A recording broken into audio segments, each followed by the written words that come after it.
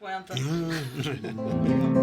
Está no ar Papo de Subúrbio, um local onde a cultura e a comunidade se encontram. Meu amigo, você que tá chegando aqui agora, não esquece de dar like, curtir, mandar pra geral, compartilhar, comentar. Com certeza. Porque o Papo de Subúrbio é feito pra você que gosta da cultura suburbana, que você que quer conhecer um pouco mais de curiosidades da nossa história do Rio de Janeiro, dos nossos entrevistados, que são sempre pessoas especiais que vêm aqui. E também não esquecer de vestir e se identificar com a cultura suburbana. E a gente tá com uma parceria fundamental pra fazer isso. Quem é que tá com a gente colando sempre junto, Tom?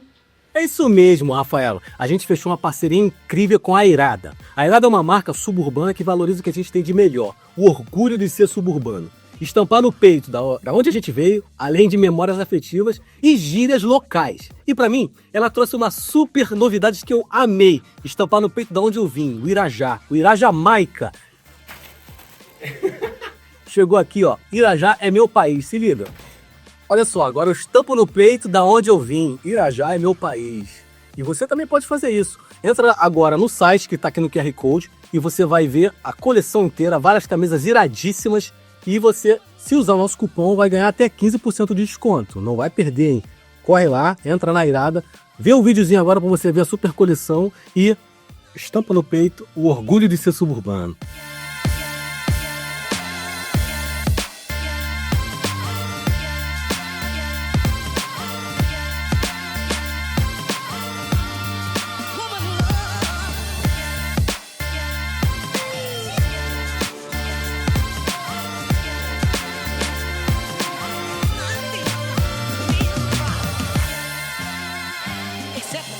Irada, mais que um look, identidade. É Irada. A Irada é a marca que representa a nossa identidade suburbana. E você que quiser comprar uma camisa da Irada, não esquece de ganhar desconto. 15% de desconto. 15%, no eu cupom, adoro o quê? cupom, adoro. Qual o nome do cupom? Cupom. Papo de Subúrbio, cara. Pô, Como é que tu esquece caraca! isso? Pô, Cupom TDAH. Papo de Subúrbio, você ganha 15% de desconto e você vai encontrar estampas maravilhosas lá. Por falar em coisa maravilhosa, em gente boa, aliás, eu tô até nervoso hoje, porque quem é que a gente vai conversar, Tom? Fala aí pra gente. Ela é neurocientista e educadora, especialista nos impactos da era digital na mente das crianças e adolescentes. Fundadora da Glia Neurociência, transforma a pesquisa em estratégias práticas para escolas, famílias e empresas. Une ciência, inovação e sensibilidade para enfrentar os desafios da hiperconectividade. Doutora Virgínia Chaves, no Papo de Subúrbio. Neurocientista, eu acho que é a primeira vez que eu converso com uma eu também fiquei neurocientista. nervosa. Poxa, Virgínia, muito obrigado por você estar aqui com a gente. É um prazer conversar com alguém que é uma pesquisadora, uma educadora, né? Alguém que está sempre disposto a entender os dilemas da nossa sociedade contemporânea e, acima de tudo, entender como isso funciona para a educação, né? Para a evolução da nossa sociedade. E acho que o nosso papo tem um link maravilhoso, porque agora, dia 5 de agosto, a gente está gravando no início de agosto, foi o Dia Nacional da Ciência. Dia de nascimento da saúde, inclusive, nada mais nada menos que de Oswaldo Cruz, que nasceu em 5 de agosto de 1872. Então, uma pessoa tão importante para estudar microbiologia, que fundou em 1900 o Instituto Soroterápico de Manguinhos, que deu origem a essa história maravilhosa de mais de 120 anos da Fiocruz. Então, a gente pega esse link para conversar sobre saúde também, que vai ser uma das pautas que a gente vai falar. Obrigado, Virgínia. Mas antes... Vamos brindar com água? Brindar com ah, água. sempre Brindar um com brinde, né, cara? Olha, água. pô, a gente vim dirigindo, não podia tomar uma cerveja hoje, vamos brindar com água. Tá mas- bom, Rafael. Tá bom, né? Virgínia, querida, enquanto você tá molhando a palavra aí, eu vou formatar uma pergunta rápida pra você. O que leva uma pessoa a se tornar neurocientista? Pois é. Primeiro queria agradecer. Claro. Agradecer o A convite. gente também tem que agradecer Muito obrigada. muito. Estou bem feliz por estar aqui, por rever Valesca, né? Que é nos encontramos colega no de magistério. sala dos professores, Sorte que você exatamente. não encontrou o Rafael, senão o Rafael tinha fechado o colégio. Meu Deus do céu, acabou com a minha reputação de professor. Foram 2 décadas de jogada fora. Mas, então, gente, essa coisa de ser neurocientista, né? E eu gosto de falar sobre isso porque as pessoas, quando eu falo, nossa, neurocientista, automaticamente cria-se um clima, assim, de seriedade, né? E aí fica aquela coisa, pessoa é cientista, vamos lá, vamos lá. Gente, todo mundo pode ser cientista. É uma coisa que, Com assim, certeza. até para desmistificar essa ideia de que o cientista tem algo de... né, fora da curva, uma pessoa especial que já veio com isso, ou que tem alguma coisa. vamos ser cientistas, gente. Vamos fomentar a ciência. Mulheres sejam cientistas, sim, também. Então, aproveitando aqui, nós podemos, né? Devemos. Então, assim, não tem nada de muito específico, né? Eu sempre gostei de cérebro.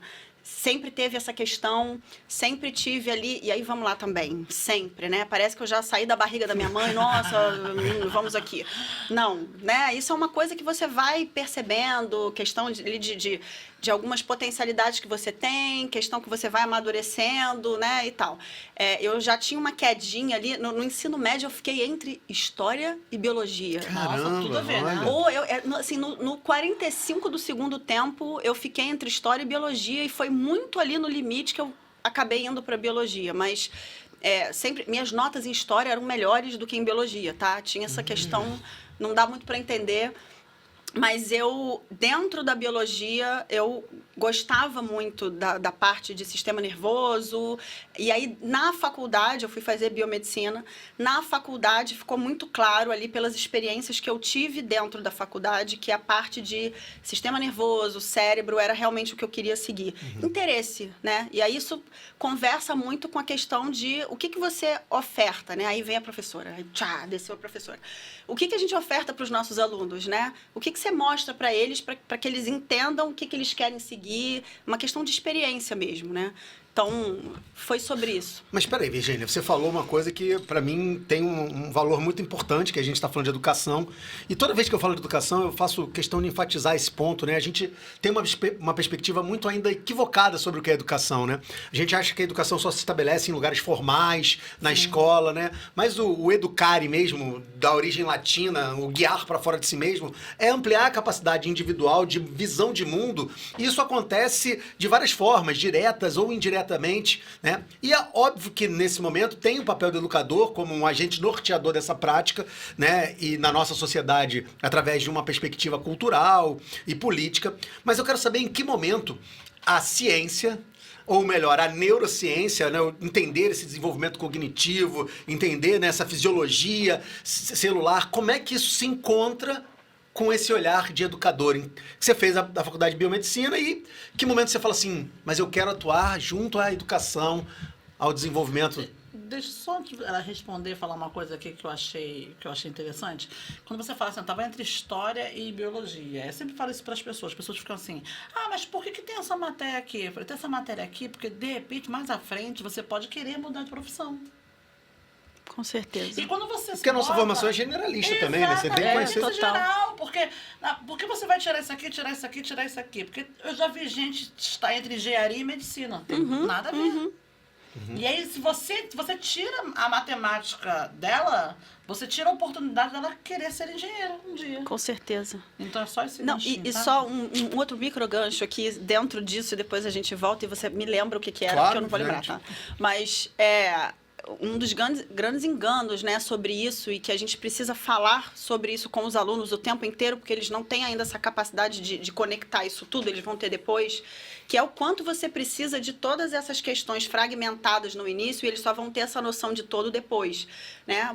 Primeiro dia, quando eu fui fazer matrícula na faculdade, toda feliz, vou ver tudo que eu queria agora, saúde, né, biologia, Primeiro período, cálculo, química, biomatemática, estatística, bioestatística.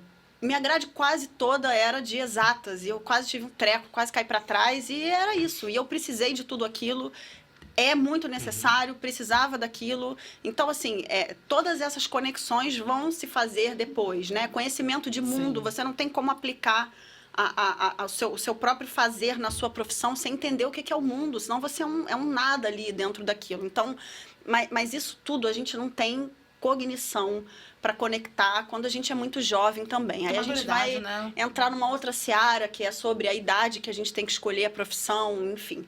Mas qual era a outra pergunta? Não, eu quis saber em que momento a educação se incorporou a essa tua perspectiva formadora da área de neurociência. É engraçado porque as pessoas me falam que eu fiz o caminho todo inverso. Porque eu saí da faculdade, quis emendar numa carreira acadêmica, então eu acabei a graduação, fiz o mestrado, fiz o doutorado e estava pronta realmente para engatar uma carreira acadêmica, tanto que eu já dava aula para ensino superior quando eu estava fazendo mestrado. Então, eu era professora do ensino superior.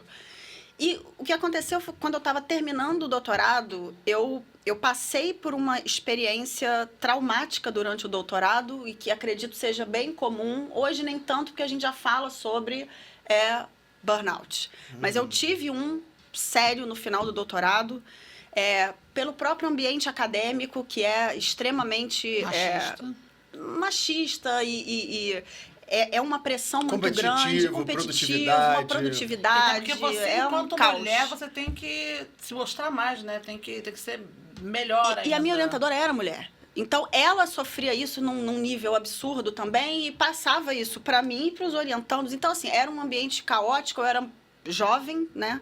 Muito jovem, e não soube, obviamente, lidar com aquilo, e talvez porque ninguém tenha que ser preparado para ter essa produtividade absurda, porque ninguém tem, porque ninguém é máquina.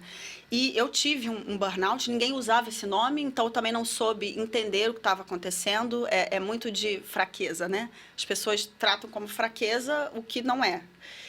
Mas você teve essa percepção que você estava em crise? Que você total. Eu paralisei. Fisicamente, Fisicamente. Eu tive uma crise e falei, não volto mais lá. E paralisei mesmo. Eu fiquei afastada durante um tempo. E a partir dali, depois eu voltei, terminei, defendi minha tese, mas ali eu senti que eu precisava mudar a minha vida. E eu recomecei, mas eu recomecei num outro lugar. E eu falei, eu quero dar aula no ensino básico. Caramba! E fui para o ensino básico. Você não tinha nenhuma experiência com educação Não. básica? Não. Eu falar que ela não conheceu. Não. Com felicidade. Não. E provavelmente você só tinha tido experiência com o ensino superior pela prática Só. docente, pela obrigatoriedade do estágio. Só. E aí, o que acontece? Eu tinha toda uma experiência em ensino superior, toda uma experiência acadêmica, e ali eu comecei a minha carreira na educação no ensino básico. E nunca mais saí, virou a minha vida. Então, dali eu fiz licenciatura. Mas primeiro segmento, educação básica, que fundamental, Fundamental. Dali eu comecei a dar aula para o ensino básico, 6º ano até a 3ª série. E comecei uma carreira ali, porque como professora... Não começou nem como orientadora, educação não começou como professora de ciência. Eu fui para a sala de aula para dar aula de ciências. Minha primeira turma foi do 6º ano. A gente dividia a sala. Sala de professores. Minhas primeiras turmas, 6º e 9º ano, que são para mim as mais desafiadoras, são as duas pontas. E dali eu comecei a... E ali criou-se realmente uma vida na educação, porque dali eu fui convidada para criar material didático, eu escrevi material didático, eu virei coordenadora de ciências. Dali eu fui integrar um sistema de ensino que estava começando, que na época era do grupo Eleva, né? Hoje Amplia. E aí eu realmente migrei para a área de educação. E em que momento neurociência entrou? No momento em que eu comecei ali com a lida, né, do dia a dia de sala de aula como professora e tal, eu falei, gente, mas os alunos estão sofridos demais, os professores estão sofridos demais, tem alguma coisa que não está encaixando. Está todo mundo sofrendo demais, uns para aprender e outros para ensinar. E foi logo depois da pandemia, ficou muito pior. Então, esse meu clique foi de 2018 para 2019, foi um pouco antes. E eu falei assim, mas se as pessoas soubessem como é que o cérebro aprende, não tinha esse sofrimento todo, não. Que a gente conseguiria ter uns ajustes finos para as coisas ficarem um pouco mais amigáveis. Foi ali que eu falei, eita, mas eu sou neurocientista, né? Aquela bagagem toda que eu tinha que ficou adormecida durante um tempo, porque eu estava completamente submersa ali na questão da educação, eu falei, opa, eu tenho, olha eu aqui. Aí, brum, surgiu de novo, renasceu a neurocientista e eu resolvi abrir uma consultoria e comecei a trazer essas questões de neurociência e aí criei lá a Glia Neurociência, que foi a forma de eu juntar as duas coisas, sim. Glia Neurociência. E aí eu comecei a trazer isso para a prática, comecei a dar palestras e nunca mais desconectei as duas coisas. Eu sou ruim de biologia, mas glia não é a célula que nutre os neurônios? É isso, é um grupo. Nossa, caramba, olha aí. Eu era bom de citologia. Eu era bom de citologia, eu gostava de biologia. 9 10 pra você. Eu gostava. Eu não lembro... Parabéns! Obrigado. Eu também tentei, eu fiz história, mas em algum momento eu pensei na possibilidade de fazer biologia. Eu também. Mentira. Eu gostava de biologia. Gente, mas que é lindo demais, não é? Vocês também não acham? Achem. Mas você percebeu, a partir de uma demanda como educadora, Sim. que você precisava expandir e ampliar essa área, né, do conhecimento científico. Então você uniu aí aquilo que seria o maravilhoso, o melhor cenário dos mundos, né? O conhecimento científico ao conhecimento prático. Pedagógico. Sim, Peda- sim. Isso assim, e aí deixando bem claro, né? Eu não tô inventando a roda, né? Sim. Assim, neuroeducação ou neurociência e educação já é um campo que existe há algum tempo, é recente, já é estudado, né? Eu não fiz nada que não existisse já, mas eu quis materializar isso para o meu dia a dia e tentar facilitar isso na parte de formação de professores, né? É claro que nós somos sujeitos do nosso próprio tempo, a gente está falando que isso já existe, mas isso é um advento que existe com uma relativa, se a gente for pegar uma perspectiva histórica, muito recente. é muito recente, é algo contemporâneo. Sim. Né? A gente não falava em neurociência, a gente não tinha a gente ainda tem um conhecimento limitado no campo da própria saúde mental, né? Estamos pegando temas que envolvam aí essa questão que parte do conhecimento, desenvolvimento, né, cerebral, mas se a gente for pensar, eu sou alguém que se formou, que entrou no sistema educacional nos anos 80, né? E que não existia nenhuma questão com laudo, nenhuma preocupação Exatamente, com... Né? Se era o você famoso burro, você né? era o aluno problemático. Se você tivesse qualquer questão, você era o aluno problemático. Burro ainda era bom. Você estigma, né? tinha o débil mental, tinha o mongol, o retardado. Então, Não é pra estar ali, não vai conseguir. Separa, vai pro Mobral, eu ainda tinha muito isso reforçava uma Pula ideia... essa questão, essa você não consegue.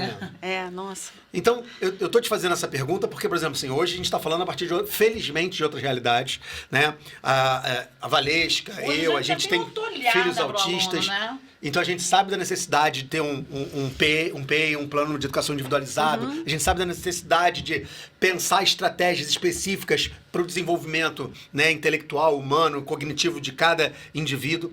Mas eu acho que ainda existe um tabu muito significativo nessa área, né? Um preconceito que talvez revele um pouco desse passado histórico que negligenciava o atendimento aos alunos com as suas limitações, né, com suas dificuldades de aprendizagem.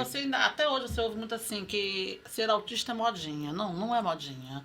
Porque assim, eu tenho 2 filhos autistas, que um é grau 1 e outro é grau 3. O que me dá mais trabalho é o grau 1. Por causa da rigidez cognitiva dele. E aí, então, quando eu tenho um olhar na sala de aula, eu tenho um outro olhar na sala de aula. Aí a pessoa fala, não, olha pra ele, olha direitinho pra ele. Começa a olhar pro seu aluno direitinho. Primeira coisa que eu faço na sala de aula, quando eu chego, é mandar eles escreverem no quadro. Porque já na escrita, se a escrita não for boa, você já sabe que ali pode um possível problema. Entendeu? Eu já passo nas metas olhando a escrita deles. E aí depois você passa a olhar mais aquele aluno. Entendeu? Eu já olho para ele e falo assim, não, olha, ele tem alguma coisa, mas eu não sei o que é, mas eu já sei ali que tem alguma coisa. E não é bobeira. E assim, a gente brinca muito com o TDAH, a gente estava aqui brincando com o TDAH, que esquece. Pô, mas o TDAH é um sofrimento, gente. Com certeza. Porque a mente, ela não para de pensar. Tem horas que você, dentro também está pensando. O tempo inteiro você não para de pensar e você precisa descansar a mente. E como você vai descansar se você não consegue descansar a mente? A mente, ela passa o tempo inteiro trabalhando. E é uma coisa, assim, surreal. E aí você vai pra escola, não, porque TDAH tudo é moda. Gente, TDAH existe. Acho que o grande problema, né, de você trazer luz para algo que existe, né? A gente fica entre um polo e outro até chegar no equilíbrio. Então, antes ninguém falava sobre e as pessoas que tinham o transtorno passavam despercebidas e isso é um problema. No momento que você traz luz para isso, você, durante um tempo, corre o risco de banalizar, aumentar diagnóstico onde não tem. Acho que a gente está vivendo esse momento. Como se as pessoas né? vivessem sugestionadas a encontrar... Isso. E aí você cria situações que não existem, as pessoas banalizam, usam o termo de forma errônea, né? Então, qualquer falta de atenção hoje virou TDAH. Sim. E isso, quem sai prejudicado sempre? Quem O tem. aluno. o aluno e que tem o diagnóstico. Sim. Antes porque era invisibilizado, agora porque tem Todo e mundo banalizou. E aí a pessoa continua sofrendo, né? Mas eu acho que, obviamente, é sempre o ideal é falar sobre e trazer luz para a Porque situação. você quando olha o aluno, eu sempre quando olho o aluno falo, tem alguma coisa, não sei o que é, porque eu não sou profissional da área. Então, assim, a gente sabe o que tem ali. Ali tem alguma coisa, ali tem uma questão. Sim. Pode ser uma questão emocional, pode ser alguma Sim, tem. sim. Mas eu vou pegar um gancho, a Valesca adora quando eu pego gancho, tá? Cara, ele Ela fica gancho, brava ele comigo, porque tudo gancho. meu gancho. Né? É porque Ah, eu achei eu também gancho. acho, e eu talvez esteja falando, né, representando meu tempo de formação, eu dou aula há 25 anos, então também a minha fala, ela é um pouco desse processo de transição, de quem pegou o que não existia nada, tudo era frescura do aluno, mas eu também percebo que nesse processo, a gente não teve um avanço tão significativo com relação à capacitação profissional, e aí eu Com digo certeza. dos educadores, para que a gente não só saiba atuar, como a gente Com também certeza. saiba minimamente identificar e fazer de forma multiprofissional um diálogo com quem de fato se formou e especializou na área. Então eu também tenho que um faz- certo faz receio, falta. porque a gente estava brincando em sala de professores, mas sala de professores às vezes tem um quê de manicômio. Eu estou exagerando, óbvio, né? Mas, cara, você tem professores ali que você fala assim, como é que essa pessoa, né? Como é que essa pessoa tá aqui na frente de uma turma regendo? Aqui, ó. Não tô brincando. Mas de fato, cada um tem seus dilemas, tem seus problemas. E se a gente, às vezes, negligencia isso enquanto indivíduo, educador, imagina como isso vai repercutir na própria sala de aula. Então, eu estou trazendo esse problema. Óbvio que eu não quero que você tenha uma solução para isso, mas para tentar entender como é que você vivencia e olha isso.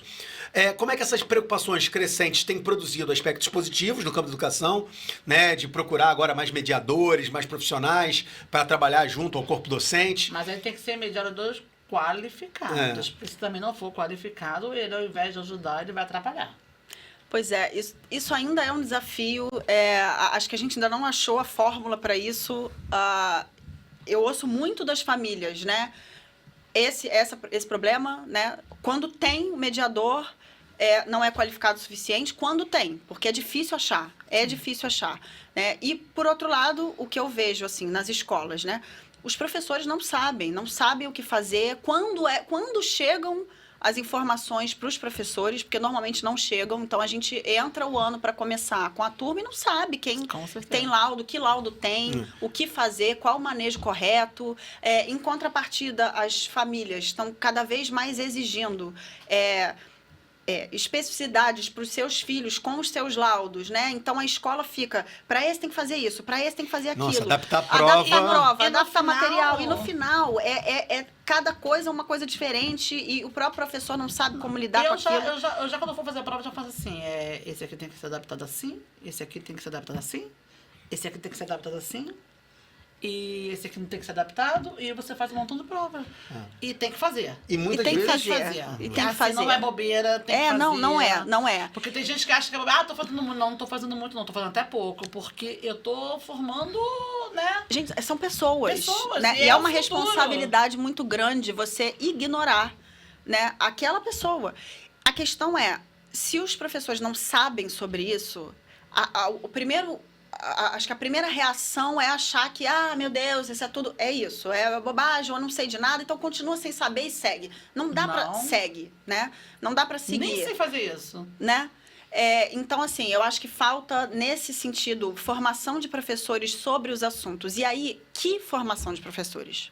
Porque no início do ano, aquela única semana, com 1 milhão de assuntos, e metade é para falar sobre IA, e aí nada contra IA. Mas eu acho que, assim, formação de professores é mais do que isso, sabe? Muito mais. É muito mais. E aí, formação de professores não é uma semana no ano.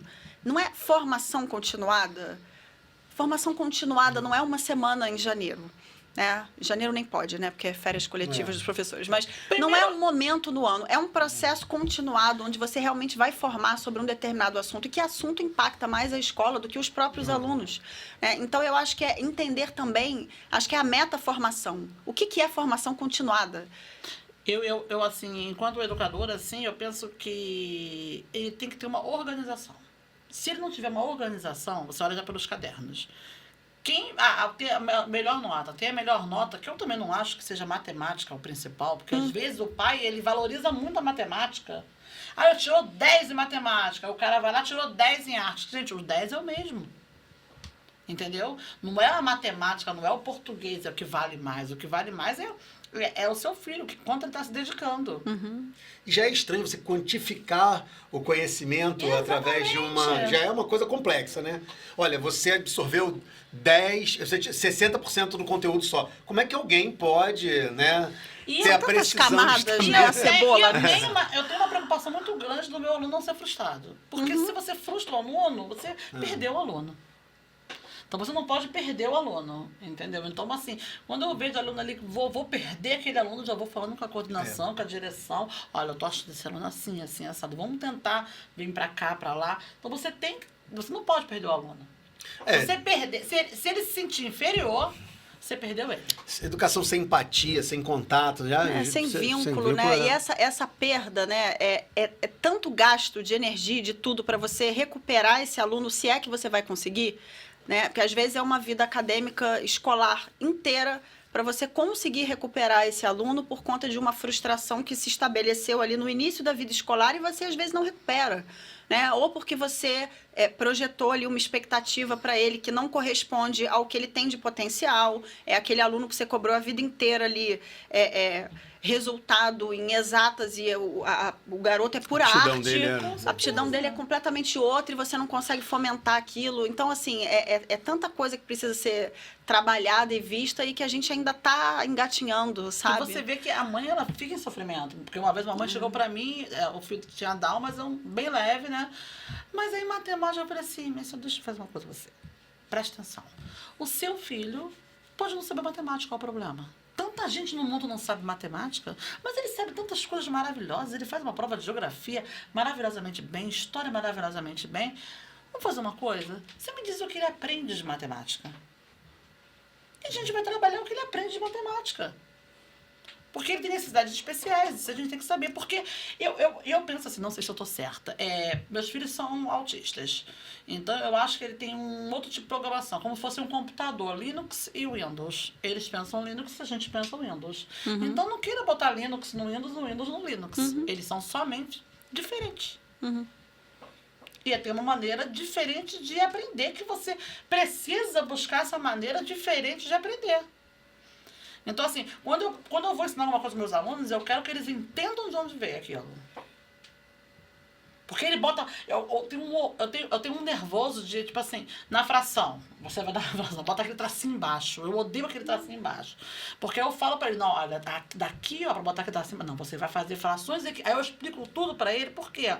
Porque ele nunca mais vai esquecer. Aí depois ele pode botar o tracinho embaixo. Mas ele tem que saber o porquê. Eu fico ouvindo a Valesca falar aqui, obviamente, e a cabeça fervilha, porque a gente sabe que existem muitas questões. A escola é reflexo da sociedade em que a gente vive. Isso é evidente. Né? E a gente vive numa sociedade que tem cada vez mais dilemas que transbordam muitas vezes o espaço físico da escola, né? Dilemas como questões que remetem à classificação social, status quo, questões como, né, racismo, machismo. Sim, claro. Né? É óbvio que isso transborda. Mas os problemas de saúde mental têm se tornado, na minha perspectiva, um dos pontos que a escola precisa dar mais atenção. Sim. Né? Se a gente quer, de fato, uma educação que seja inclusiva, se a gente quer, de fato, se prestar uma educação, né, que se propõe a uma sociedade transformadora, a gente precisa dialogar e precisa aprender, né, com a neurociência, aprender com os profissionais Porque dessa até no área. final, o Rafael, meu filho, por exemplo, não quer mais ir para a escola. Ele não quer mais ir para a escola. Então ele só faz, faz aquele seja que vai lá, faz a prova e volta. Ele não quer mais, porque para ele aquele lugar não é saudável. Então eu não vou botar o meu filho no lugar que não é saudável. Com certeza. Ele. Mas eu queria aproveitar que a Virgínia está aqui para a gente explorá-la nesse aspecto. Vamos explorar agora, positivamente, Virgínia! para saber. Virgínia, é óbvio que todo mundo deve te fazer essa pergunta o tempo todo. Mas quais são os elementos, não deve ser só um, que fazem com que hoje em dia a gente tenha que se preocupar cada vez mais com uma educação inclusiva e pensar, obviamente, em como produzir mecanismos, né, de isonomia e de... né, Até pra gente aprender, né? e de Um estado de saúde mental seguro, confortável para nossas próximas gerações. Porque a gente vê que tem muita gente perdido. Eu, às vezes, como educador, fico perdido. Como pai também. Sim. Não, do ponto de vista de neurociência, né? E pensando em como é que isso impacta a educação e o que a escola tem a ver com isso. Vou ser bem direta, assim. Sem saúde mental não se aprende. Bem direta, né? E a escola a gente falou anteriormente sobre a questão de educação formal ou não. Vamos falar de educação formal na escola, tá? Apesar de que isso transborda o muro da escola. Mas se a gente pensar em escola, em educação formal, e a escola promovendo esse espaço, um desses espaços para isso acontecer, se não tem saúde mental, não se aprende, tá? Ou isso não vai acontecer da forma que poderia. Então, acaba sendo responsabilidade da escola, sim, assim como também é da família, de promover um mínimo de adequação para que crianças e adolescentes consigam aprender. Sim. Então, se não é um local onde essas crianças se sintam... E aí eu vou falar crianças, entendam crianças e adolescentes, né? Onde elas se sintam seguras emocionalmente para estar, como você está falando, Varisca, não vai ter aprendizagem, né? Você vai ter uma criança que não se sente ali num local com vínculo, ela vai disparar ali mecanismos que vão influenciar na questão de atenção, na questão de memória, é tudo conectado, né? Então, não só porque a gente está falando aqui de direitos da criança e do adolescente, do ponto de vista social, enfim, mas a gente está falando de biologia também. Então, internamente, a maquinaria que é focada no processo de aprendizagem, que está voltada para isso, não vai funcionar da maneira que deveria ou poderia se não tiver a parte ali de vínculo, né? Porque quando você não está bem mentalmente ou você está sentindo um estado de alerta, você vai mobilizar toda a maquinaria ali de atenção, de foco para uma coisa. Ou você está em alerta, se sentindo mal, aí ou você está... para os jogos, vai para o celular. E aí entra toda essa questão de telas hoje, que eu assim, de uns anos para cá, eu mudei toda a orientação do que eu estava estudando para isso, porque virou um estado de alerta para mim, sabe? Eu falei, tem alguma coisa entrou uma variável na equação que tá forte demais. Olha aí, gostou? Equação, matemática, eu fiz de propósito que é para ficar bem com a Valesca, né? Eu vim estudando como o cérebro aprende, como é que a gente consegue facilitar a vida dos estudantes nisso, né?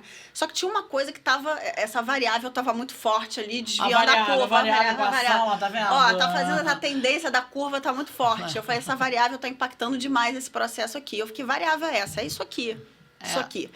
Isso entrou com uma força, né? Não que isso tenha surgido agora, mas a maneira como isso aqui se configurou recentemente fez com que começasse a impactar demais a maneira como a gente lida no dia a dia com a aprendizagem. Eu falei, peraí, isso está atrapalhando o meu trabalho, está atrapalhando a vida das crianças, está atrapalhando a nossa vida de alguma forma, causando, né?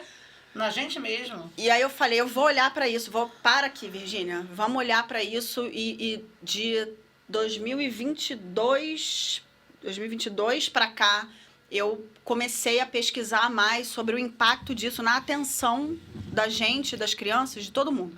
Porque não é possível. Não está todo mundo com TDAH, que foi o que de repente começou a acontecer. Sim. Não é possível, não é? De repente isso começou a acontecer, não. Tem alguma coisa que está fragmentando a atenção das pessoas e a gente tem que olhar para isso até para conseguir separar o que é o quê. Só uma parte da sua fala, Virgínia, quando você fala isso aqui, objetivamente, você não está falando da máquina física. Eu queria saber o que é o perigo para você, do ponto de vista, né, neurológico, sim, que o celular traz como elemento. E aí, assim, eu peguei o celular porque era o que estava aqui na minha frente, sim, né? Mas eu falo de não só telas, né?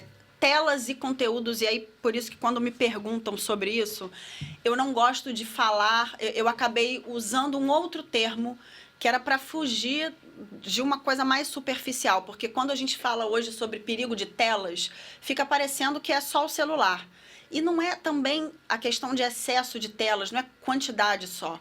É quantidade misturada com o tipo de conteúdo, com a maneira como você lida com isso, o seu comportamento com isso. É uma coisa multifatorial que é muito mais séria do que simplesmente excesso de telas. Então, eu gosto de usar o termo hiperconectividade, que para mim é um estado constante de alerta e de hiperatividade cerebral frente a tempo e tipo de conteúdo. Então, é multifatorial.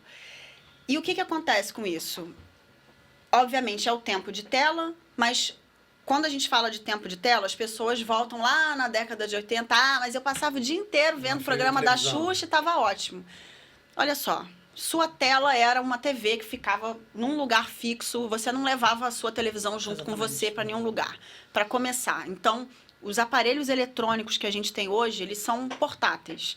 Então, as crianças levam isso para todos os lugares. Então, para começar, já tem essa diferença, né?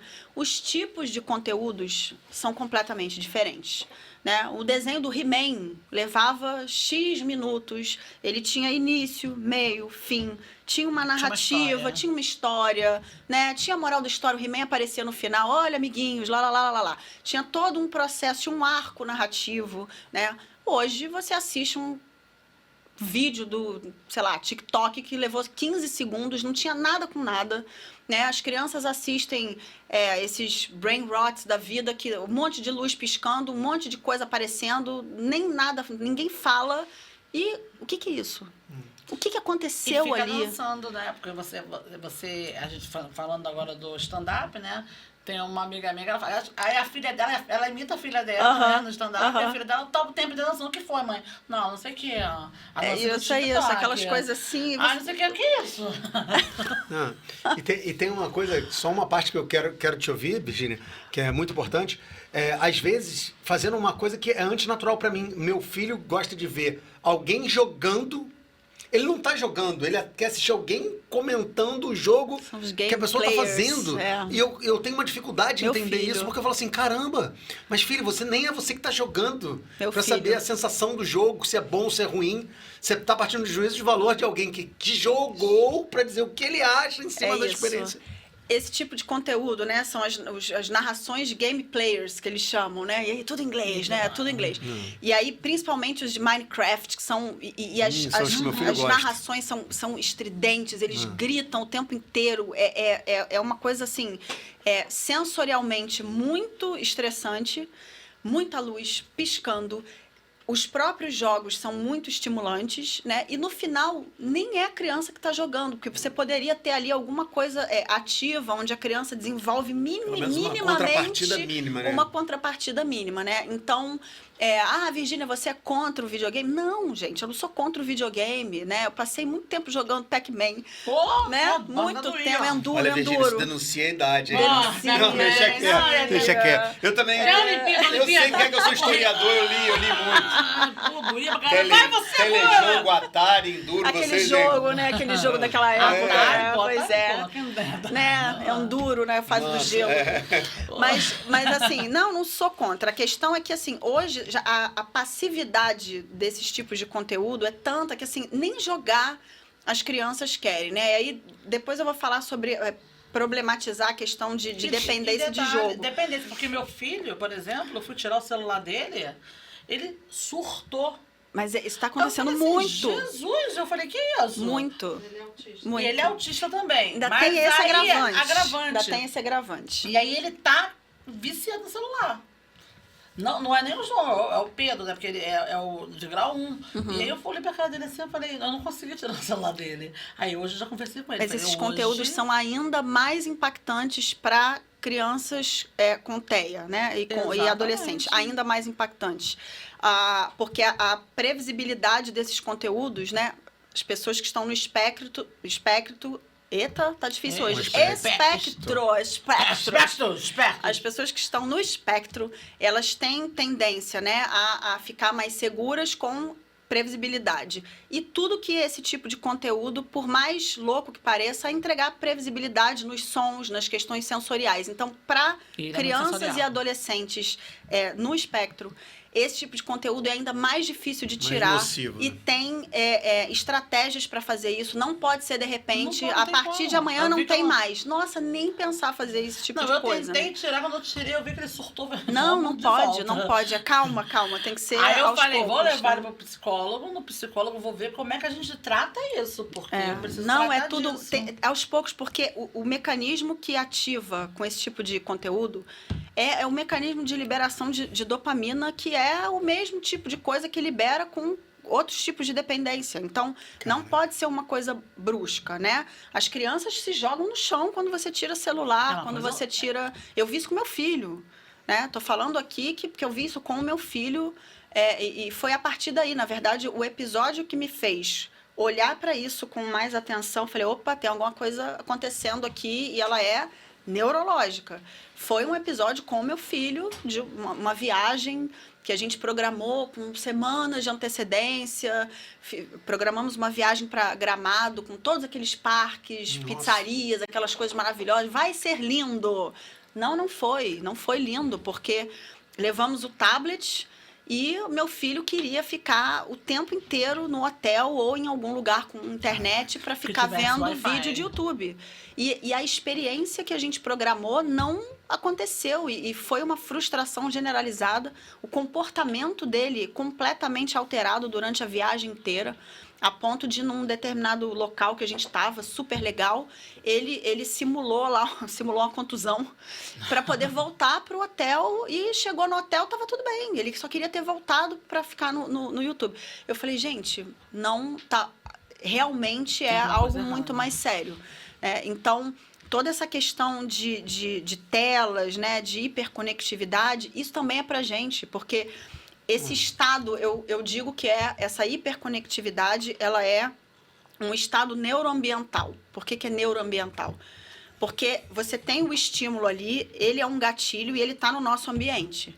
Se você também modifica o ambiente, você começa a conseguir trabalhar com isso de uma forma mais natural. Porque qual é a primeira coisa que a gente pensa? Então vamos tirar. Então, tira as telas, tira a tela da criança. É castigo, tira.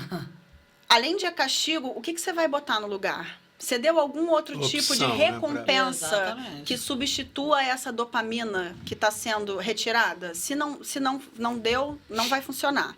Outro ponto. Sua casa, você fez um filtro ambiental para isso? Porque não adianta você tirar a tela da criança e em cada cômodo tem um iPad, um outro treco, um outro celular, 50 telas, um smartphone. Não adianta se você não fez um filtro ambiental. Um Smart TV, não adianta. Outra coisa, você tirou a tela da criança, não deu nenhuma outra recompensa com alguma outra atividade prazerosa que vá substituir. Sua casa é cheia de gatilhos. Não tem vínculo afetivo, você também não está presente enquanto pai ou mãe ou cuidador, ela vai procurar afeto aqui, nas comunidades, nas redes sociais. Então, essa é uma outra coisa que as pessoas não param para pensar sobre isso.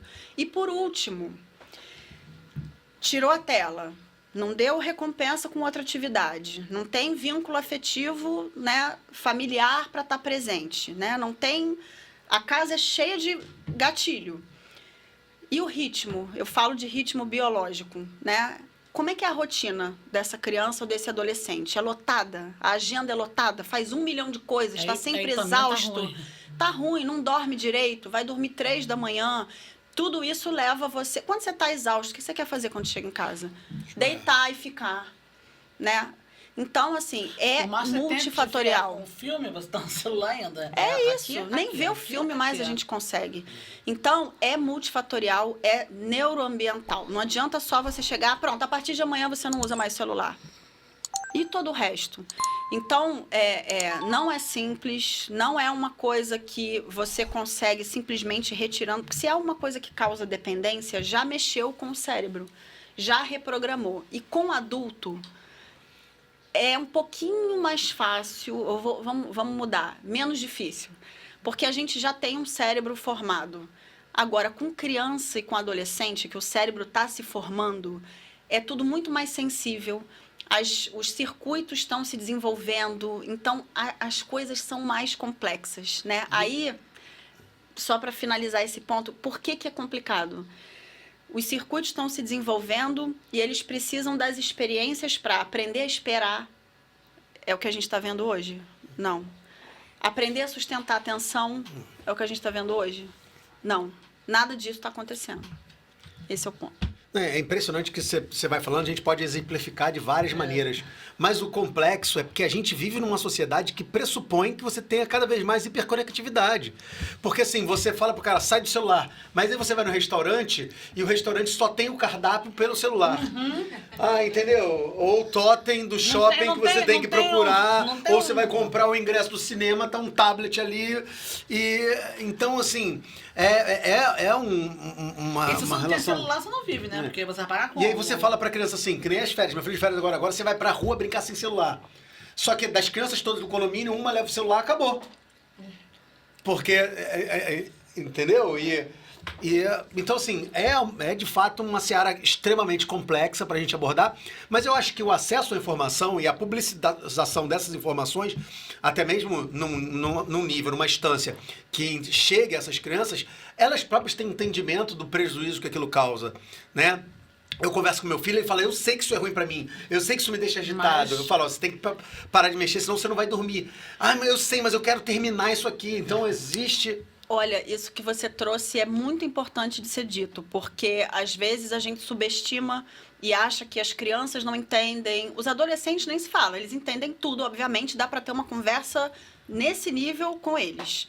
Meu filho tem 8 anos e eu falo sobre tudo isso com ele, tudo isso. Obviamente que eu não vou falar de córtex pré-frontal com ele, mas eu falo, tem um cérebro de pelúcia lá em casa, eu mostro, eu falo com ele sabe sobre tudo isso, a ponto de um dia ele virar pra mim assim, antes de dormir, tadinho, nesse dia eu fiquei com pena dele.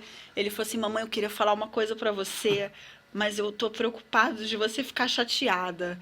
Eu falei, pode falar, filho, o que que é? Você vai ficar triste. Eu falei, não, mas pode falar o que que é. Não, nem foi isso. Às vezes eu não queria que você fosse neurocientista. Eu falei, por quê? Por conta dessas questões, porque eu limito o tempo de tela, porque eu fico em cima com essa questão. Ele sabe o que é brain rot, ele sabe que conteúdos que não são bons, ele sabe por quê. Eu explico por quê. Então, gente... É importante. Então, ele sabe. E quando ele vê alguma coisa tá passando lá, YouTube Kids eu libero no fim de semana. Ele ama futebol e ele gosta de ficar vendo um youtuber que fala, tipo uma enciclopédia de futebol, então ele sabe que em 1952 o time de não sei das quantas, não sei, eu deixo, isso não é problema nenhum. Quando às vezes tem uma sugestão de um vídeo que é um desses de narração de Minecraft e aquilo tá lá estridente, aí eu passo, só olho assim pra ele. Aí ele já olha pra mim, vou trocar. Ele já sabe. E ele nem questiona mais, ele entende, ele sabe que tem a ver com o cérebro. Então, assim... que você explicou, né? Exato. Não subestimem as crianças. Proibida. Expliquem. Não façam a proibição, né? Não veja, é ruim. Mas é ruim por quê? Expliquem, né? Mas eu acho que isso traz a gente a discutir um elemento que foi recente no sistema educacional brasileiro, que é a própria proibição do celular na sala de aula, né? Mas você não consegue proibir uma coisa na sala de aula que está presente em todo o resto da sociedade, né? E até que ponto isso é positivo ou negativo. E eu vou fazer aqui uma ideia para a gente debater com relação a isso, porque a gente nunca teve tão facilmente acesso à informação, e um acesso à informação que muitas vezes não é qualificada, evidentemente, mas que pode ser, né? O meu filho tem Duolingo no celular e ele consegue estudar, né, francês no celular, e eu, sabe, nunca teria facilidade de me familiarizar com a língua do jeito que ele tem, entendeu? Então, assim, eu acho que existem muitas possibilidades, mas que a gente precisa também estar preparado para que a gente possa inserir com os devidos ajustes necessários, até mesmo no próprio sistema educacional. Né? Assim, eu como professor de história, eu acho maravilhoso falar para os alunos, abre aí as imagens das linhas ginásticas, vamos falar dos povos, né, andinos a partir dessa imagem, desse vídeo, dessa referência.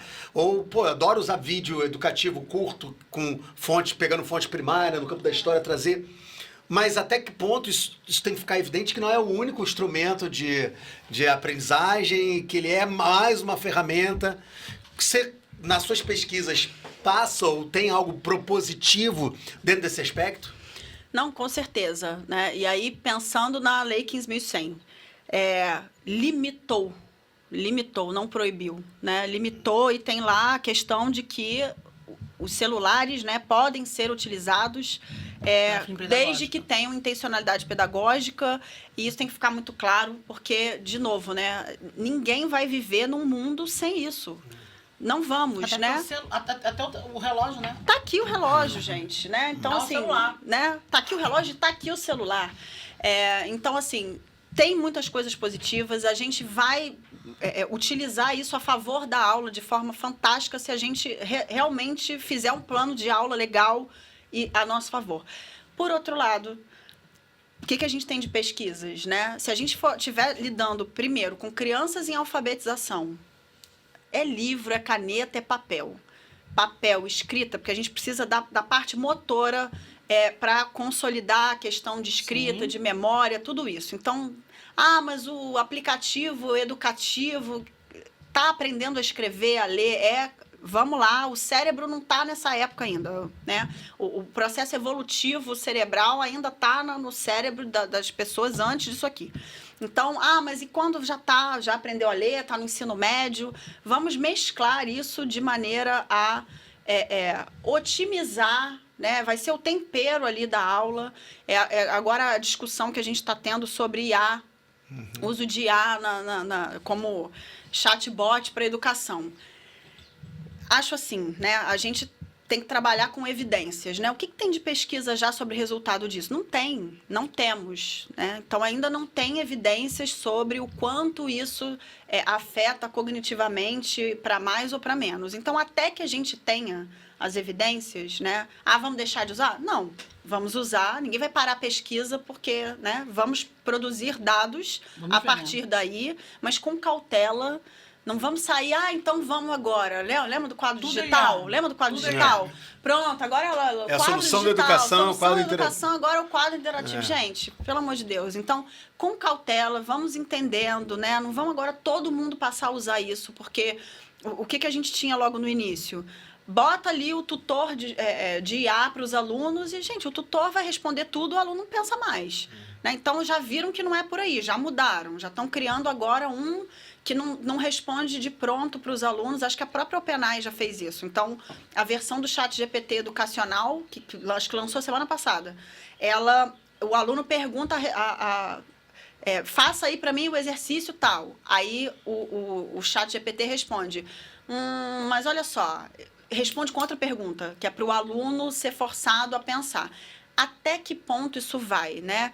Então, assim, a gente precisa ir aos poucos testando isso. Acho que não é para enfiar de cara isso dentro de uma escola e entender esse equilíbrio.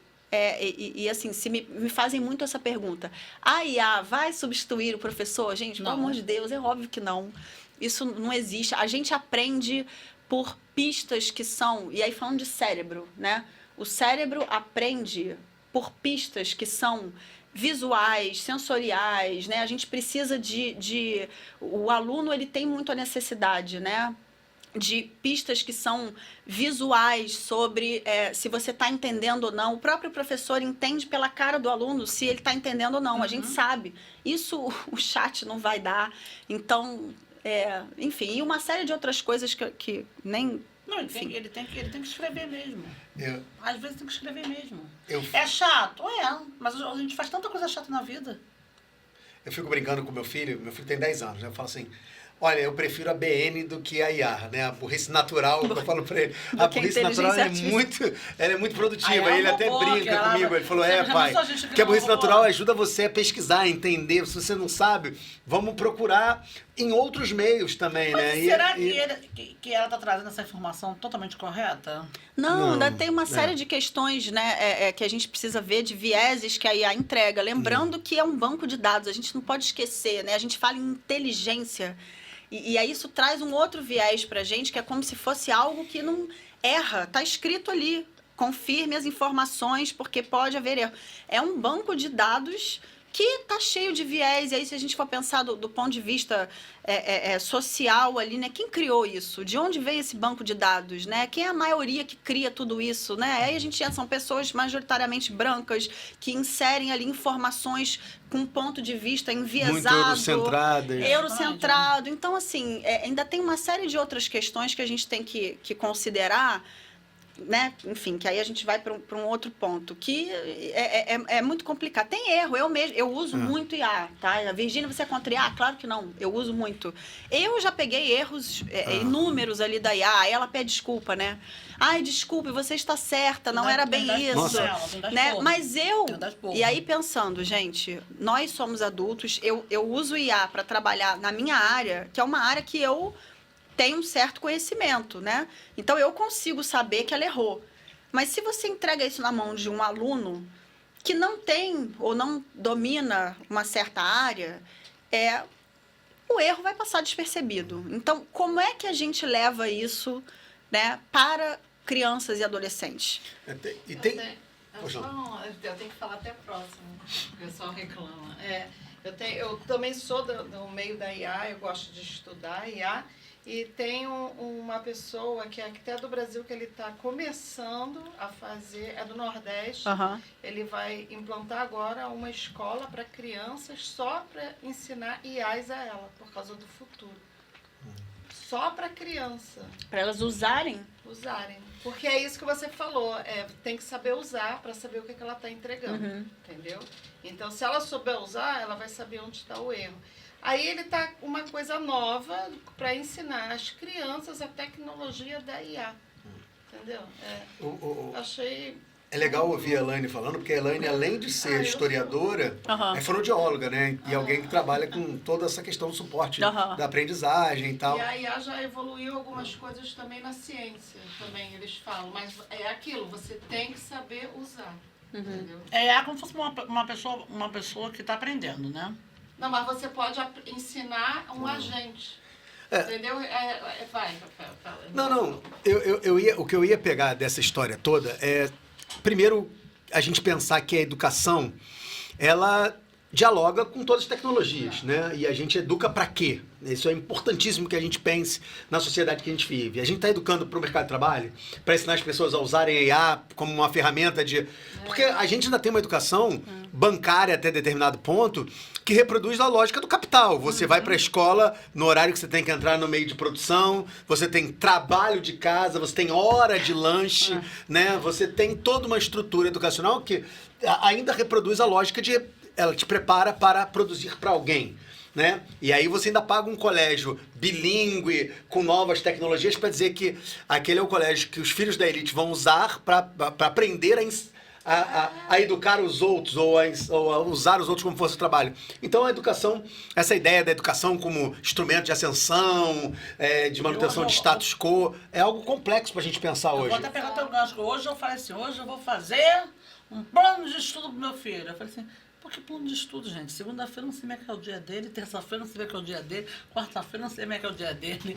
Não tem como você fazer um plano. Pega aquele planner. Eu peguei aquele planner, eu levei pra escola. Né? Eu falei, não, no intervalo eu vou fazer o planner. Aí eu falei, segunda-feira, não sei.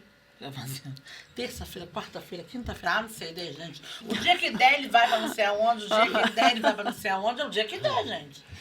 Porque a nossa vida é corrida também. E eu ia pegar essa pergunta da Elaine, para trazer assim... a gente tem que deixar bem claro que é uma tecnologia que está em fase experimental. Estamos falando especificamente da IA, né? Com erros, muitos erros. Assim, eu vejo erros. Tem problemas de direitos autorais, porque cita autores sem dizer quem é. Tem problemas de errar o autor. Eu já peguei... Sério, erro. Inventa. Alucina, que eles chamam, né? Tem alucinação. Totalmente. Então, assim, a primeira grande questão é a gente deixar claro que a gente não está falando de um dogma. Eu acho que, tipo assim, você pode usar a IA, sim, para te ajudar. Mas você tem que rever o que ela fez. Sem substituir. E eu acho complexo algo que ainda está numa fase experimental, sem muitas evidências, você entregar para crianças e adolescentes. Para mim, essa é a complexidade. Nós, adultos, vamos embora, a gente consegue reconhecer, a gente tem questões cognitivas que a gente já desenvolveu e vamos embora. Agora, questões de aprender a pensar, aprender a formular perguntas, tudo isso eles estão aprendendo, crianças e adolescentes. Então, você inserir uma ferramenta que já entrega as coisas, mas tem uma IA diferente que não responde de pronto. Gente, eu acho que a pergunta então eles não vão usar? Vão usar, já botaram, já tá usando, né? Mas a questão é, então agora vamos mudar um pouco a pergunta, já que já colocaram, quando então? Quando inserir? Em que idade? Porque desenvolvendo o processo de metacognição, o cérebro funciona claramente com experimentação, com ação. Se você não bota o cérebro para trabalhar, ele não vai fortalecer os circuitos necessários. E aí o que a gente está fazendo é delegar. Né? Delega para IA, delega para IA. Não criou sinapse de pensamento. É isso. Aí não você criou. dá uma charge pra uma pessoa, a pessoa não consegue nem entender aquela charge, porque precisa criar... E tem elementos tão complexos nessa discussão, né? Óbvio que a gente não tá... A ideia aqui não é concluir nada. A gente está aqui, obviamente, com uma especialista que está nos trazendo algumas direções, mas... falando, a gente mas tá aqui, eu quero aqui falar. Mas eu assim, tô falando, ó, tô momento jogando. histórico de uma Sim. evolução a cada dia da IA e a gente não sabe É isso. até A gente onde não sabe, É. precisa de evidências. Não, é isso. mas para além da IA, você estava falando, eu estava pensando assim mesmo. Eu nunca tinha pensado nisso. A questão da coordenação motora fina, né? O menino precisa aprender a pintar todo aquele canto. Sim. Aí ele vai no aplicativo que ele toca a cor aqui, pinta e tudo pinta automaticamente. É isso, Né? é Então, isso. assim, aí essa outra questão que para mim é meio que óbvia, e eu percebo isso no cotidiano escolar. O menino está querendo, dentro daquele espaço físico de uma educação do século XVIII, procurar qual é a janela que ele sai dali, que ele passa a próxima, né? Porque ele tá ali, ele vai ter 45 minutos, 50 minutos de um tempo de aula de história, e aí você vê que as perguntas do cara são assim, você tá falando de, sei lá, Brasil Império, ele fala assim, mas e o Vargas? Ele quer que... É isso. Mas Pula, rápido, 15 ele segundos, quer que TikTok. Exatamente, essa que você temporalidade Tá um da informação, descompasso. o imediatismo, também é algo que eu sinto como um reflexo dessa hiperconectividade. É isso. E a gente também sofre com isso, porque é impressionante. Assim, você ficar um tempo sem... Você quer ter acesso a uma informação. Eu vou dar um exemplo do campo da história. E aí você sabe que aquilo ali tem naquele livro, mas você não sabe exatamente aonde. Você não fichou, não sabe qual é a página, você vai ter que ler ele todo. Adeus, livro. Eu já vejo como Você eu fico vai- nervoso. Meu Deus, onde é que está isso? Porque Você o vai pro imediatismo do ChatGPT. Google, do chat GBT, né, nos contrapõe a essa realidade. Você vê que tipo, a criança também não... o adolescente, a criança não pode usar na Gente, sala virou um de divã, aula. né? A gente fala mais do que a E, Virgínia, ó, coitada. A gente- e você também não pode, né? Aí você fica já nervoso com o celular, né? Porque você passa... Gente, 3, isso é para 4 todos telas. nós. Ou então o pai que fala, olha, eu não quero você mais no celular, tá demais Isso, tá lá. nesse Tchau, celular. tchau. É a coisa que eu falei Sou eu, gente. da Sou referência eu. parental, né? Não adianta nada Tô falar. tô viciada. Desculpa. Todos não nós, é gente. menina. Todos nós, todos Mas a nós. Glia Não dá é filme. consultoria para saber como a escola ou como os educadores... Por exemplo, eu preciso. Eu posso te procurar, Claro, ou procurar a deve. Glia e ela vai falar pra gente, olha, a gente tem aqui uma proposta de formação. Sim. Aí eu trabalho com formação de professores, então eu vou para as escolas, faço palestras para formação, consultoria, se a escola quiser alguma coisa mais direcionada ali para a realidade da escola. E agora que estou olhando mais para essa questão de hiperconectividade, eu estou criando, né, essa questão que eu falei para vocês que eu trouxe aqui pontualmente da autorreferência parental, da filtragem do ambiente. Isso, na verdade, é um método que eu estou desenvolvendo para auxiliar com essa questão das telas. Né? Para Está em conseguir curso. Falar com Virgínia, como é que faz, Virgínia? Instagram e tem o Mas site. qual é o Instagram, qual é o site, O Instagram é @Virginia_Chaves_Neuro. Virginia_Chaves_Neuro. A gente vai botar aqui embaixo, com certeza. Beleza. E o site é www.glianeurociencia.com.br. Então, são os dois principais canais, tá? A Glia tem um espaço físico de atendimento? Não tem um espaço Não. físico, não, né? Quem sabe um dia, Não, mas eu tô no perguntando momento porque eu não. acho que seria importantíssimo ter uma escola física Então, de isso é um forma- projeto, tá? É um projeto não para agora, acho que é longo prazo, tá? Mas assim, Nada já agora, tem uma olha só.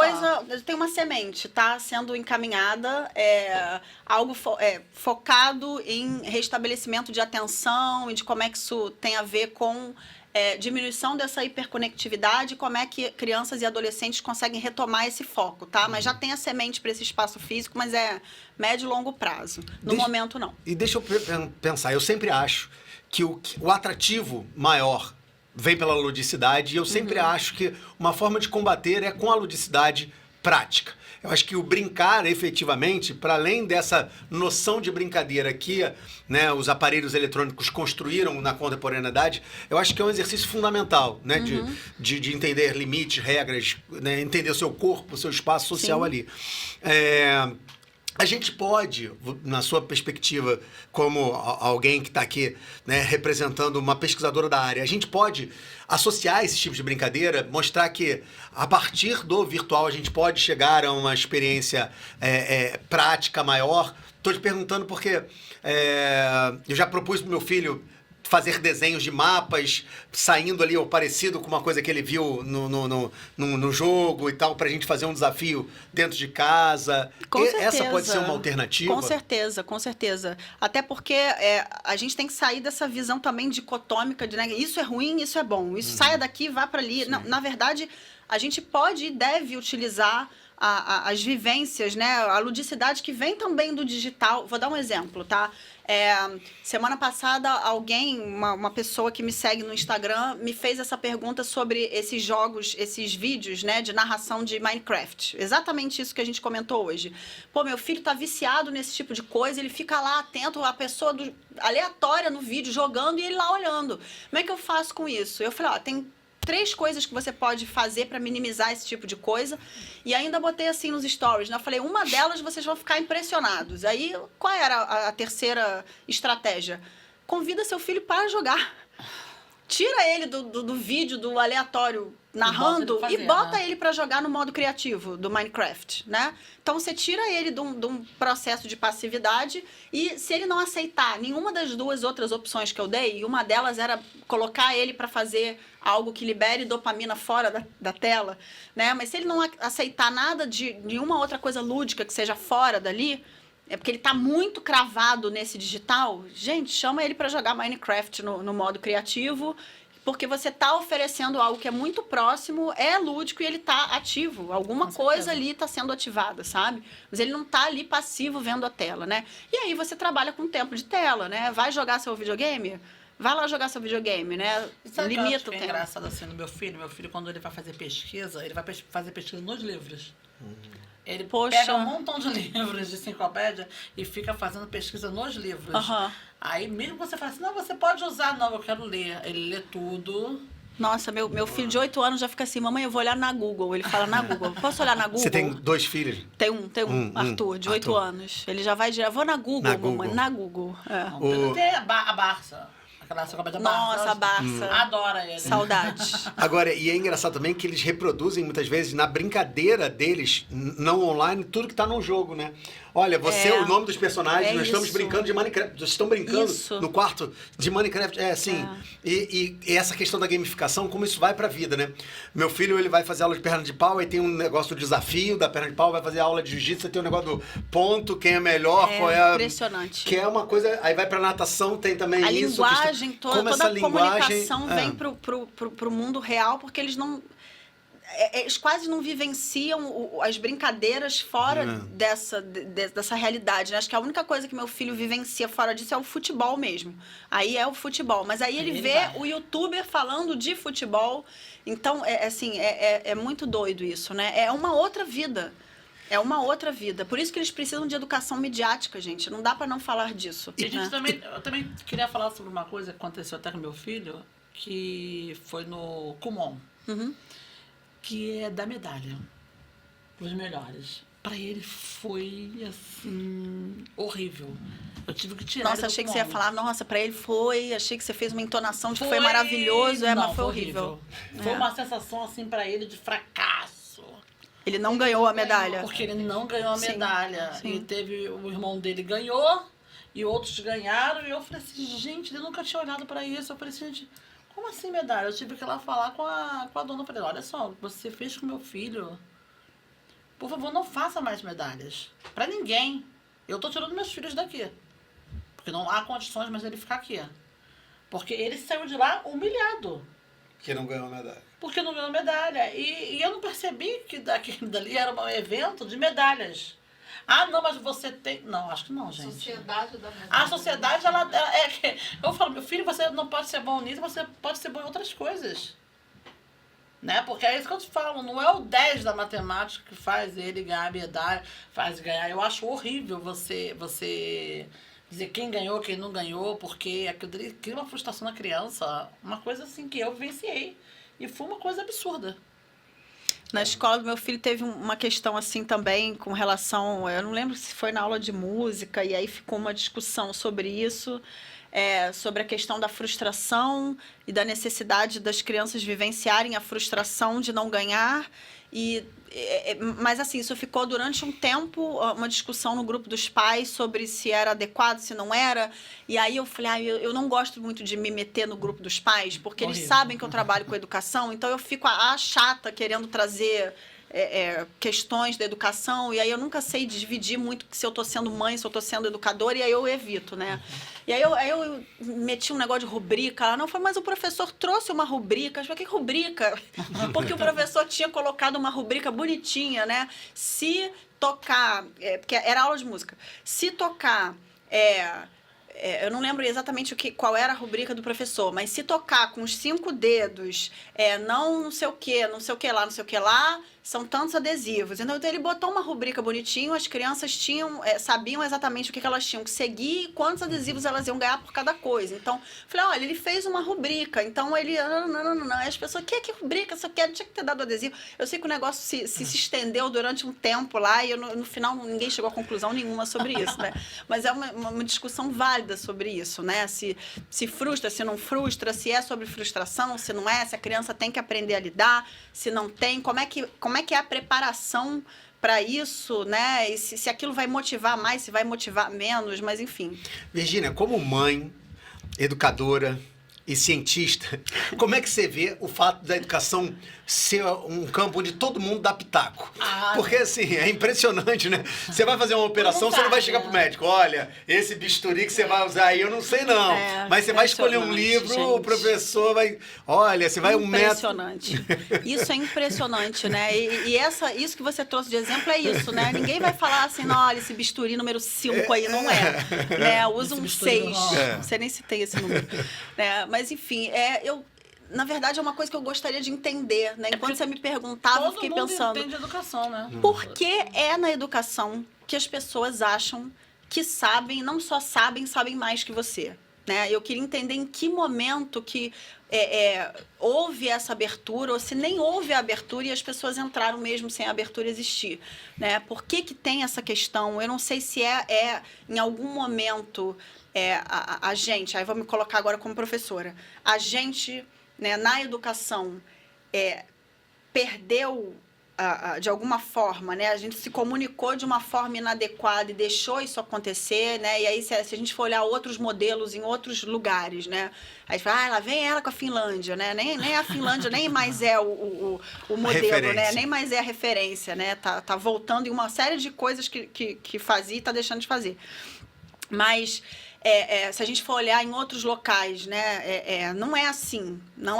Então, é uma questão de respeito, a gente não valoriza o próprio educador e ele perdeu ou não ganhou esse respeito. Então, eu confesso que eu não tenho essa resposta, é uma coisa que eu já me perguntei, né? A gente abre demais, a própria instituição educacional se confundiu com uma coisa muito de mercado. E aí a gente não consegue mais voltar para o que deveria do ponto de vista educacional, e aí já está... Prendeu um certo clientelismo.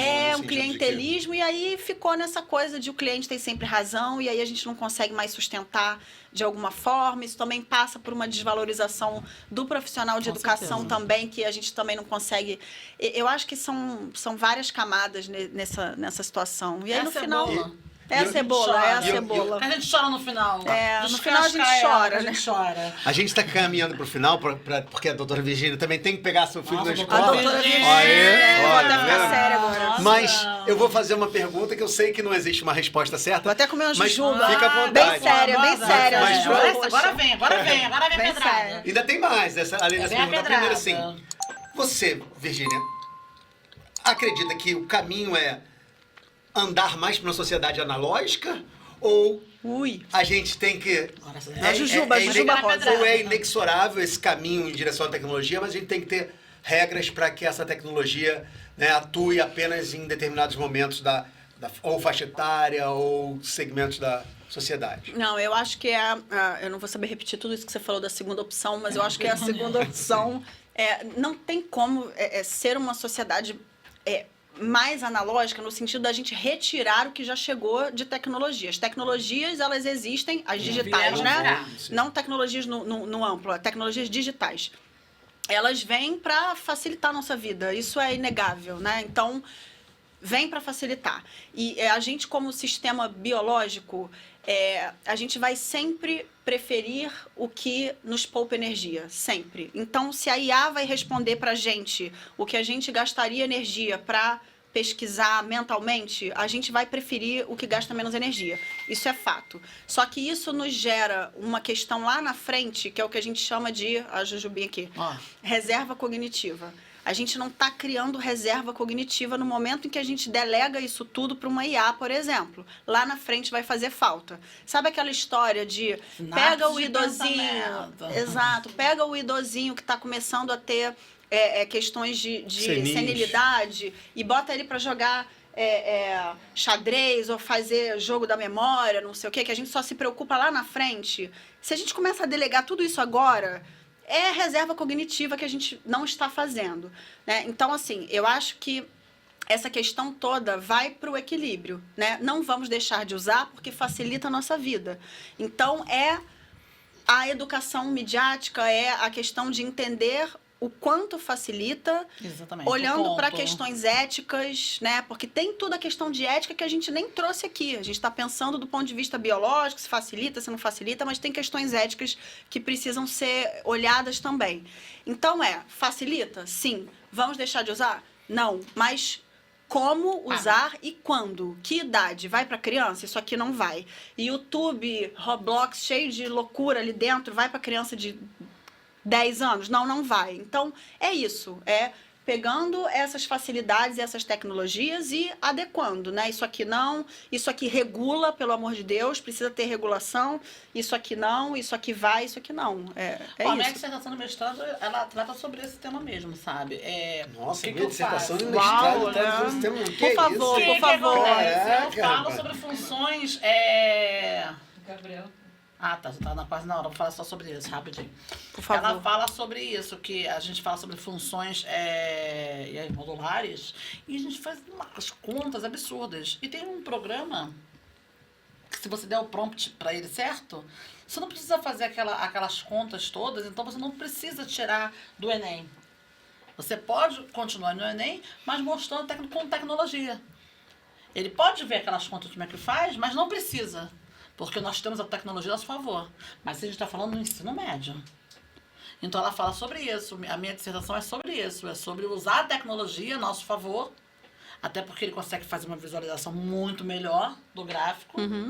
E aí você utiliza isso. Então, ou seja, já é uma resposta da sua E você que está pergunta. aí, siga, é leia mentira, essa então pesquisa. pode fazer. Agora, eu vou fazer 2 últimas perguntas para acabar. Posso, doutora? Por favor. Olha, a primeira, aquela máxima de que a gente não usa atrofia, fisiologicamente falando, funciona para nosso desenvolvimento cerebral também? Com Se a certeza. gente... Tá vendo, Rafael? Porque eu tenho lido alguns artigos não acadêmicos, mas em jornais, dizendo que, né, a compreensão lexical, o número de vocábulos que a gente tem usado cada vez diminui mais com relação a, né... Sim, na verdade, o que você tem é fortalecimento de circuitos ou não, né? Então, se você... Essa questão da reserva cognitiva que eu estou mencionando é isso, né? O cérebro trabalha com circuitos, né? Então, se eu puder fazer aqui uma analogia, né? Tem uns caminhos que você usa sempre, você vai sempre pelos mesmos caminhos, você vai reforçando esses caminhos e você vai lembrar sempre deles, né? Quanto menos você usa esses caminhos, eles vão ficando esquecidos e é assim que funciona com o cérebro. Então, é isso. Você precisa usar. E uma coisa que eu vou terminar aqui, porque eu quero que todo mundo conheça a sua rede, é uma rede muito bacana, potente, principalmente pelo Instagram. Mas como é que você se vê? Combatendo até determinado ponto, né? O uso e a hiperconectividade, mas divulgando o Instagram. o Isso Instagram é o como uma paradoxo informação maravilhoso. importante de E eu amo divulgação esse paradoxo. científica. Eu amo porque é justamente a mensagem que eu quero passar. Que não é para extremismo, não vamos usar e agora vamos trocar mensagens por fumaça ou sei lá. Vamos a carta. Eu adoraria mandar uma carta. Eu nem lembro mais como é que é. Um Telegrama, telegrama, né? Oi, nunca ponto. mais, Enfim. gente. Não, então, é justamente, eu amo esse paradoxo e eu amo que me perguntem isso, porque isso é um uso interessante da tecnologia. Então, eu uso um canal de tecnologia, uma rede social. Então, Virgínia, não tenho redes sociais. Não, eu tenho. Tenho para propagar um uso consciente da rede social. Tanto é que final de semana, domingo, não respondo ninguém, porque eu não estou usando, né? Sábado, talvez eu entre lá rapidinho, faço alguma coisa, posto um negócio lá e vou-me embora e não uso mais. Então, eu não sou aquela Você fica louca que refém, fica né? lá, senão eu fico refém da própria coisa que eu tô querendo elucidar. Então, é uma tentativa do uso consciente e eu não engano ninguém de que nossa, já consegui vencer tudo isso. Mentira, eu tô super tentando também. É um processo. É um processo. Gente, foi muito bom conversar com você, Virgínia. Adorei Olha, também. espero que você que esteja até agora aqui, não deixe de compartilhar, não deixe de seguir as redes da Virgília, não deixe de pensar na importância da educação, da uma educação... Compartilhar, né? Compartilhar também, comentar, fazer comentar. tudo que for preciso. Compartilha, comenta com, como é que se diz? Moderação, Com também. moderação. Fim de semana vai curtir a vida.